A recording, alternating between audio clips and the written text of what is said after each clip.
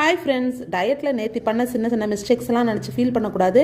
இனிமேல் கரெக்டாக இருக்கணும்னு என்னையே நான் மோட்டிவேட் பண்ணிக்கிட்டு காலையில் 2 சப்பாத்தி அதோட வெஜ்ஜு குருமா தான் சாப்பிட்டேன். மாப்பிள்ளை இவர் தான், ஆனால் இவர் போட்டிருக்க ட்ரெஸ் எல்லாம் என்னதுங்கிற மாதிரி இந்த பழத்தை எல்லாத்தையும் நான் தான் சாப்பிடுவேன். ஆனால் இந்த மரம் எல்லாம் பக்கத்து வீடுகளில் உள்ள மரம் தான்.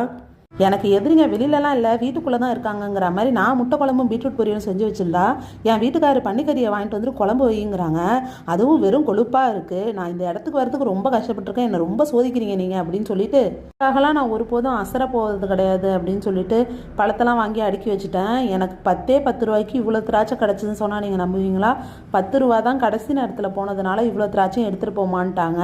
இதை நாளைக்கெல்லாம் வச்சு யூஸ் பண்ண முடியாதுங்கிறதுனால எல்லா பழத்தையும் அள்ளி கொட்டி ஒரே அடியாக அடித்து ஒரு கிளாஸ் ஜூஸை போட்டு குடிச்சிட்டேன். கம்மியாக கிடச்சதுனாலே என்னன்னுலாம் தெரில. இது வரைக்கும் போட்டதுலேயே நான் இன்றைக்கி போட்ட ஜூஸ் தான் ரொம்ப டேஸ்ட்டாக இருந்துச்சு. பொங்கல் வைப் வேறு ஸ்டார்ட் ஆகிடுச்சு. கரும்புலாம் வீட்டுக்கு வந்துட்டு நான் இன்றைக்கி ஒரு 3000 ஸ்டெப்ஸ் கிட்ட நடந்திருப்பேன். ஃபோன் கையில் இல்லாதனால